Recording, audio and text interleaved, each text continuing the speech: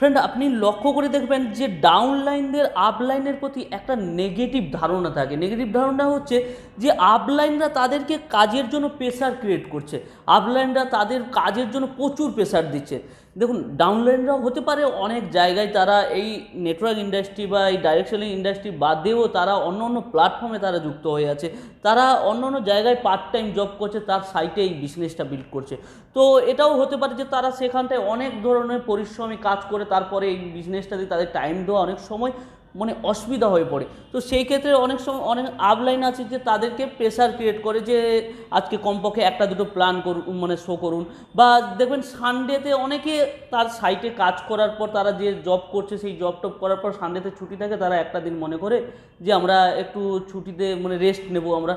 তো সেক্ষেত্রে আপলাইন তাদেরকে রবিবারে ফোন করে তাদেরকে কাজের জন্য প্রেশার করে। তো তারা এমনটা মতলব করে থাকে যে আপলাইন সবসময় নিজের স্বার্থে আমাদেরকে ইউজ করছে, আপলাইন সবসময় নিজের স্বার্থে আমাদেরকে কাজের জন্য প্রেশার করছে। সে তো নিজে কাজ করতে পারছে না, আমাদেরকে কাজের জন্য খালি প্রেশার করছে। তো দেখুন, এই যে ধারণাটা হচ্ছে, এটা যে আপনাদের ধারণা যে খারাপ, এটা আমি বলবো না। ডাউনলাইনরা এটা যেটা ভাবছেন এটা ঠিকই ভাবছেন, কিন্তু একটা দিকে ভেবে দেখুন যে আপলাইন আপনাদেরকে যে কাজের জন্য প্রেশার করছে, আপলাইন কি অ্যাকচুয়াল নিজের স্বার্থে আপনাদেরকে কাজের জন্য প্রেশার করছে, না আপলাইন নিজে ধনী হওয়ার জন্য আপনাদেরকে কাজ করাচ্ছে? একবার এইগুলো একটু ভেবে দেখুন সাইটের ফ্রেন্ড, তাহলে বুঝতে পারবেন। দেখুন, আমি এই বিষয়ে আপনাদেরকে একটা কথা বলতে চাই। আমি একবার ডিসকভারিতে একটা প্রাকৃতিকের এক দৃশ্য দেখেছিলাম। জিরাফরা, দেখবেন জিরাফ হচ্ছে স্থলপথের খুব লম্বা প্রাণী। তো তারা দেখবেন বেশিরভাগ সময় দাঁড়িয়ে দাঁড়িয়ে তারা তাদের সময়টা কাটিয়ে দেয়। তো এই কারণে দেখবেন জিরাফরা দাঁড়িয়ে তারা বাচ্চা জন্ম দেয়। তো মাতৃগর্ভে আরামে থাকা সেই জিরাফের বাচ্চাটি যখন হঠাৎ এই শক্ত মাটিতে পড়ে, তো তখন সে সেই শক্ত মাটির আঘাতে সে যন্ত্রণায় কাতরাতে থাকে। আর মা জিরাফ তখন কি করে না, বাচ্চাটির পাশে গিয়ে বাচ্চাটিকে একটা জোরে লাথি মারে।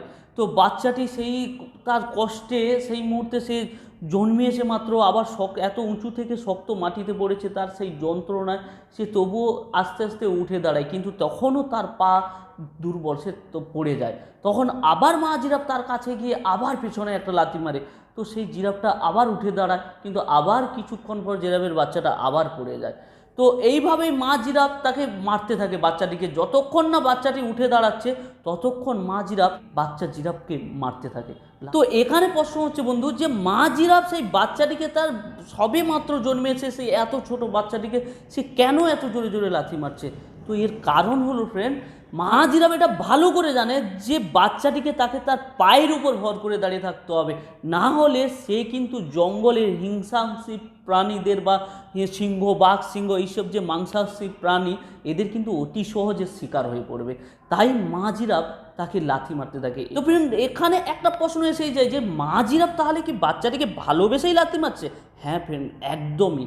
মা জিরাফ তার বাচ্চাটিকে ভালোবেসেই লাথি মারছে, না হলে সেই বাচ্চাটি কিন্তু অন্য অন্য জঙ্গলি যে জন্তু জানোয়াররা আছে তাদের কিন্তু শিকার হয়ে পড়বে। ঠিক ফ্রেন্ড, আমাদের আপলাইনরা আমাদেরকে এই কারণে আমাদের কাজের জন্য প্রেশার ক্রিয়েট করে, কারণ আমাদের সাইটে নেগেটিভ কোম্পানির ভরে পড়ে আছে ফ্রেন্ড। দেখুন, আপনি যাদেরকে খাতায় লিস্ট করে, আপনি যাদেরকে ডায়েরিতে লিস্ট করে রেখেছেন, তাদের কাছে আপনি না যদি তাড়াতাড়ি তাদেরকে টাচ করতে পারেন, তাদের কাছে বিভিন্ন কোম্পানি চলে আসবে, কিন্তু বিভিন্ন লোক কারা কোন প্রসেসে, কোন থট প্রসেসে এসে তাদেরকে বিজনেস প্ল্যান দেখিয়ে দিয়ে চলে যাবে আপনি কিন্তু বুঝতেই পারবেন না। আর তারা দেখবেন হয়তো নেগেটিভ কোম্পানি দিয়ে গিয়ে ফেসে আছে।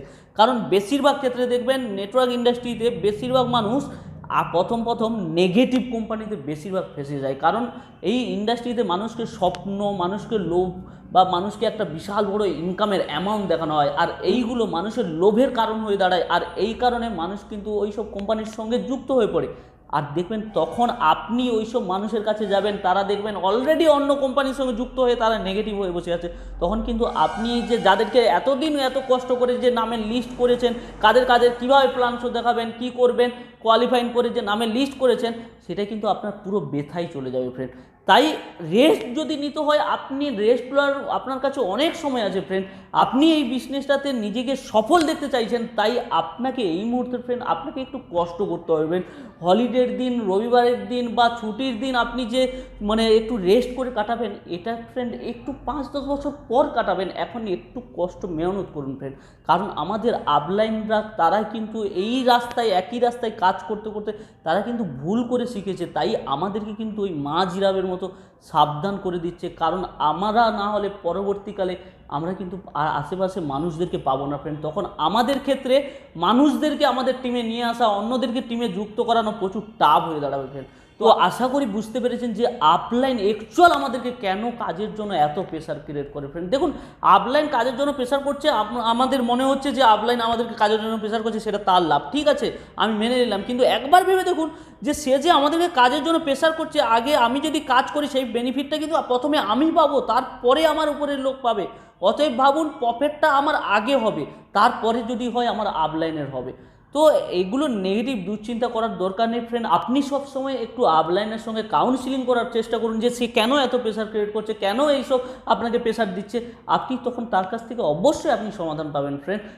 আপনি নিজে নিজে কোনো ধারণা বানিয়ে নেবেন না আপলাইনের জন্য, কারণ হতে পারে আপলাইন আপনার সামনের যে ফিউচারটা সে দেখতে পাচ্ছে হয়তো, এই কারণে সে আপনাকে প্রেশার ক্রিয়েট করছে ফ্রেন্ড। তো ভালো থাকুন, সুস্থ থাকুন, আর সদা সর্বদা এই বিজনেসটাকে সততার সঙ্গে বিল্ড করুন। আর আপলাইনের সঙ্গে বিশেষ করে বলছি ফ্রেন্ড, কারণ এই বিজনেসে আপলাইনকে বাবলাইন বলা হয় ফ্রেন্ড। তাই আপলাইনের সঙ্গে রিলেশনটা ফ্রেন্ড ভালো করে মজবুত করে তৈরি করে রাখুন ফ্রেন্ড। কারণ এই বিজনেসে আপনার যদি একমাত্র উন্নতি কেউ দেখতে চায়, সে হচ্ছে প্রথম হচ্ছে আপনার আপলাইন। কারণ এই বিজনেসে আপনাকে সফল হওয়ার জন্য এনি টাইম যেই মানুষটা হেল্প করছে সে হচ্ছে আপনার আপলাইন ফ্রেন্ড। আর অন্য কেউ আপনাকে এই বিজনেসে আর আদার্স মানুষকে আপনি দেখতে পাবেন না যে এই বিজনেসটাকে আপনাকে গ্রো হওয়ার জন্য আপনাকে প্রেশার দিচ্ছে বা আপনাকে সাকসেস হওয়ার জন্য প্রেশার দিচ্ছে। আর আপনি অন্য একটা কোথাও এমন প্ল্যাটফর্ম পাবেন না যে যেখানে আপনাকে সাকসেস দেখার জন্য আপনার সাইটের সিনিয়ররা বা আপনার সাইটের আশেপাশে মানুষরা আপনাকে কাজের জন্য প্রেশার করছে যে কাজ কর, তাড়াতাড়ি সাকসেস হতে হবে তোকে, এমনটা কোথাও আপনি দেখতে পাবেন না ফ্রেন্ড। তাই আপলাইনের সঙ্গে রিলেশনটা ভালোভাবে বিল্ডিং করে রাখুন ফ্রেন্ড। কারণ এই বিজনেসে আপনাকে একমাত্র যদি সাকসেসের রাস্তায় এগিয়ে নিয়ে যেতে পারে সে হচ্ছে আপলাইন ফ্রেন্ড।